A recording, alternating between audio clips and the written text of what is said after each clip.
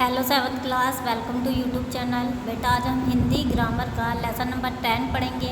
इससे पहले वाली वीडियो में हम लेसन नंबर 9 तक कंप्लीट कर चुके हैं। आई होप आप लोगों ने भी अपना वर्क कंप्लीट कर लिया होगा। तो आज हम पढ़ेंगे चैप्टर 10 जिसका नाम है संज्ञा तथा संज्ञा के भेद। तो सबसे पहले तो हम जानेंगे कि संज्ञा किसे कहते हैं। किसी प्राणी, वस्तु, स्थान, गुण अथवा भाव के नाम का परिचय देने वाले शब्दों को संज्ञा कहते हैं। मतलब जिन शब्दों से हमें पता चलता है कि वो किसी व्यक्ति का नाम है या किसी जगह का नाम है, किसी वस्तु का नाम है या किसी स्थिति या भाव को दर्शाता है, तो वो शब्द क्या होते हैं? संज्ञा। संज्ञा के कितने भेद होते हैं? संज्ञा के 3 भेद होते हैं। व्यक्तिवाचक संज्ञा, जातिवाचक संज्ञा, भाववाचक संज्ञा। और जातिवाचक संज्ञा के 2 भेद और होते हैं जिसको हम कहते हैं द्रव्यवाचक संज्ञा और समूहवाचक संज्ञा। तो ये संज्ञा के मेन तो 3 भेद होते हैं, व्यक्तिवाचक, जातिवाचक और भाववाचक। तो पहले किसके बारे में डिस्कस करेंगे? व्यक्तिवाचक संज्ञा के बारे में। जो संज्ञा शब्द किसी प्राणी, वस्तु, स्थान आदि के नाम का परिचय देते हैं, यानी बोध कराते हैं, ज्ञान कराते हैं, वे व्यक्तिवाचक संज्ञा कहलाते हैं। जिसे हम प्रॉपर नाउन के नाम से भी जानते हैं, जिसमें पर्टिकुलर किसी चीज़ का नाम दिया होता है, वो होते हैं व्यक्तिवाचक संज्ञा।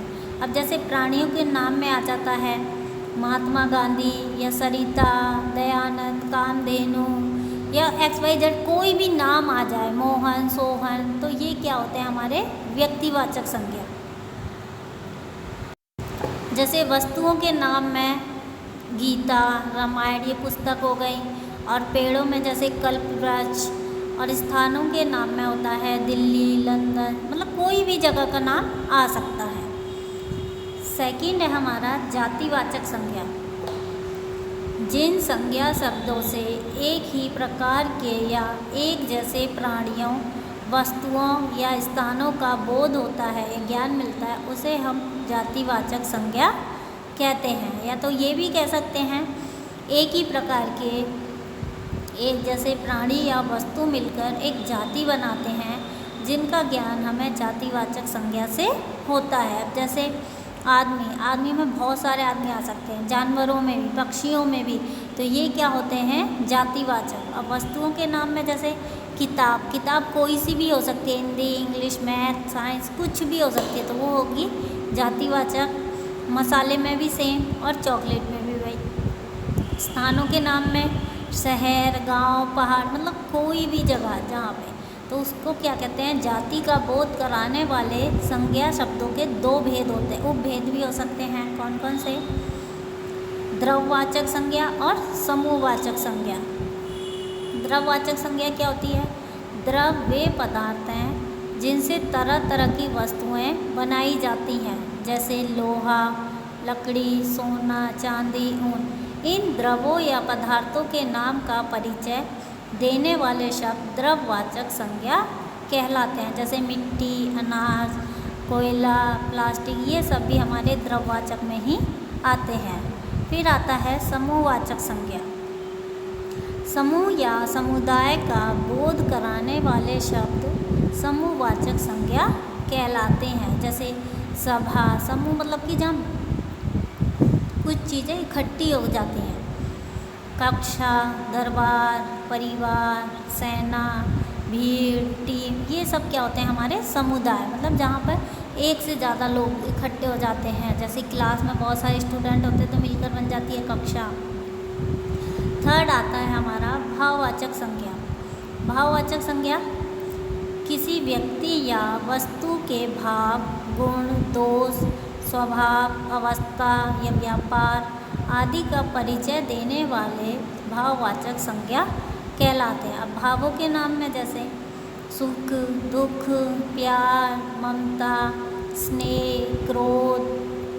गुणों के नाम में सुंदरता, सच्चाई, ईमानदारी या अच्छाई। और दोषों के नाम में जैसे बेईमानी, पशुता, ठगी, चोरी। अवस्था के नाम में बुढ़ापा, बचपन, लड़कपन, यौवन, ये सब क्या होते हैं? हमारे भाववाचक संज्ञा। अब भाववाचक संज्ञा शब्दों की रचना हम कैसे करते हैं?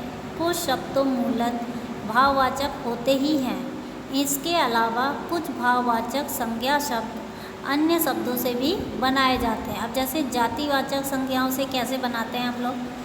बूढ़ा बुढ़ापा, मित्र मित्रता, दानव दानवता, पशु पशुता, प्रभु प्रभुता, पंडित पंडिताई, मानव मानवता, बच्चा बचपन, शिशु शैशव, लड़का लड़कपन। और सर्वनामों से हम भाववाचक कैसे बनाते हैं?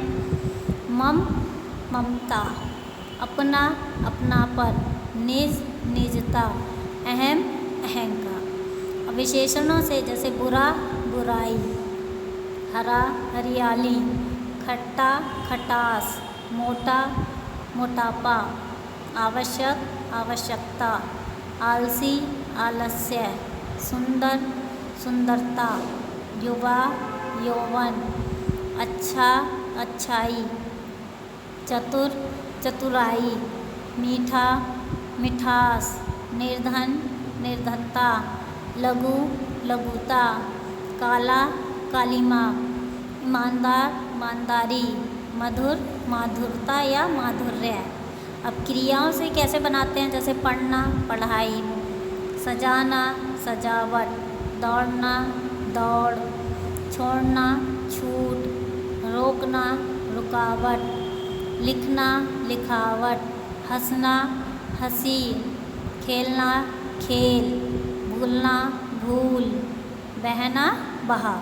और अवयव से भाववाचक कैसे बनाते हैं? जैसे दूर का दूरी, मना का मनाही, ऊपर का ऊपरी, निकट का निकटता, नीचे का निचाई और समीप का समीपता। तो इसी के साथ ये चैप्टर ख़त्म होता है बच्चों। Thank you.